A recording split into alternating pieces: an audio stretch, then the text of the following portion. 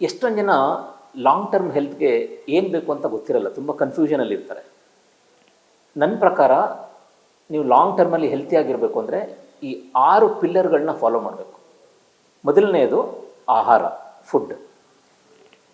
ಫುಡ್ಡಲ್ಲಿ ಎಷ್ಟೊಂದು ಅಭ್ಯಾಸಗಳನ್ನ ಫಾಲೋ ಮಾಡ್ಬೋದು. ಆದರೆ ನಾನು ಹೇಳೋದು ತುಂಬ ಇಂಪಾರ್ಟೆಂಟು 2 ಹ್ಯಾಬಿಟ್ಸು, ಅದನ್ನು ಎಲ್ಲರೂ ಫಾಲೋ ಮಾಡುವಂಥದ್ದು.